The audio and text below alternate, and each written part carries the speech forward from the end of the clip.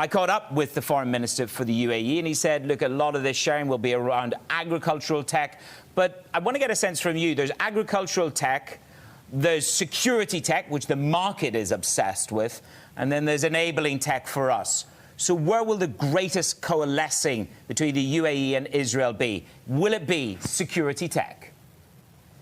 So all of the above and much more. Actually, I would start with mentioning the space research developments in the United Emirates, which has been a pretty significant step towards step research. We saw the launch of the United Emirates space shuttle in its mission to Mars early this year.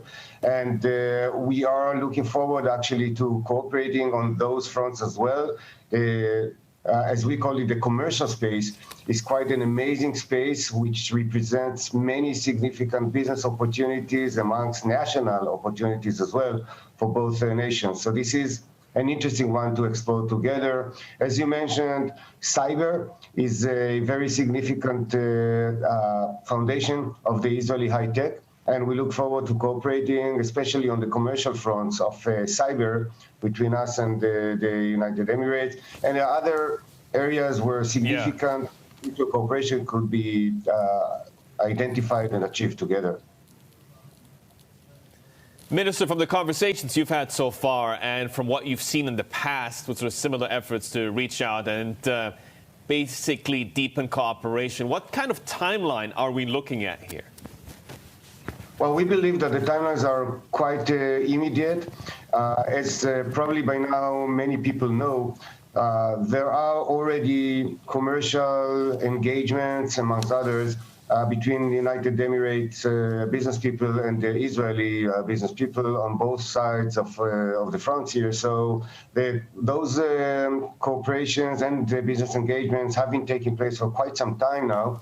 And so we now want to leverage those existing relationships and to take them to the next steps. The infrastructure is there for the commercial engagements, for the sharing of know-how and mutual efforts. And so we already are aware of a good number of efforts on the various commercial fronts that can take both nations into mutual development and cooperation. Do you expect a flow of money, Emirati money, into Israel? Is that an expectation as a result of this new roadmap? Well, I believe that would be a natural outcome of this peace process. You know, the Israeli high tech has been heavily relying on foreign investments in Israel. More than 90% of the venture investments, the private investments in the Israeli innovation economy have been traditionally coming from abroad. So to this equation, we do hope to see also the Emirates investments. We believe we already are aware of a good number of potential investors who would seek investments in the various pieces of the Israeli high tech and the innovation. You mentioned agrotech, cyber, artificial intelligence, and others are areas of significant business potential. So it's not only about science and research and advancements, breakthrough technologies. It is also about the potential of realizing significant returns out of these processes. And so we very much look forward to seeing the involvement of the Emirati investors in the Israeli economy. Minister, I'd like to take the opportunity to leverage your portfolio, which is, of course, science and technology. Israel, like many other countries around the world, has had its own battle plan when it comes to the coronavirus. What do you make of the current restrictions? Is there a harder path that lies ahead at this point, would you say? Well, I'm a member of the Israeli special cabinet of the government that deals with the coronavirus challenges. We are doing all our best to avoid an overall quarantine and to make sure that we can still keep the vast majority of the economy open. That said, we're looking into maybe local restrictions that will let us overcome the pandemic in specific areas, specific geographies, and or communities. For that, we are applying a special strategy that actually was developed in conjunction with the Israeli military. So to be able to control in a very granular way communities and geographies, to support them, to help them to the extent possible with dealing with local challenges while keeping the country open. We are doing this along with using technologies and science in order to make advancements and to try to protect as much as we can the Israeli population.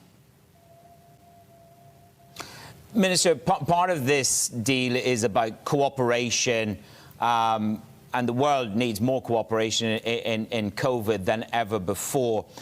Can you just tell us, I mean, if we look at China and the US, part of their angst is about the sharing of technology historically and forced transfers. How are you going to limit and monitor the amount of shared technology and know-how between yourselves and the UAE? Will there be a body monitoring? How will that be done? So that's a very good question. Starting from the foundation, we do want to share. This is how the Israeli high-tech science and technology market segments grew up to become world-dominant players. So we are used to sharing our technologies while protecting our intellectual property in legal by using legal methods, which are practiced in the international commerce policies and spaces. So over here, we do want to use our existing experience in sharing this vast amount of intellectual property with our new friends in the Emirates. This peace agreement will set the grounds also for intellectual property cooperation and sharing. We hope to sign agreements that will accompany the peace agreement, and those agreements will set the framework for doing exactly that.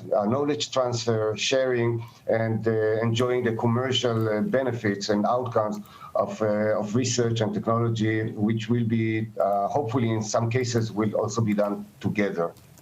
Yeah. Minister, beyond this deal between the UAE and Israel and beyond the day-to-day challenges with the coronavirus, what other regulatory priorities are you putting together to try and attract more capital into Israel? What are you particularly looking forward to? Well, you know, one of the areas which is of common interest for investors around the world is the taxation policy. Within that policy, there have been a number of advances and challenges in recent years, given the change in a number of international policies. So we are adjusting our assistance so to continue to be attractive to international investors. We are also looking into incentives for international companies which may want to place their R&D centers, business centers here in Israel. For that purpose, we have also traditionally, along the years, put together policies that made it worthwhile for international big companies to establish their facilities over here in Israel. And along with that, we're looking into anything else that may be attractive and still worthwhile in terms of our economy. So to be part of the global economy, Israel is a small country. It is very important for us to be a player on the international arena while by using those policies and making it easier and worthwhile for international players to come in.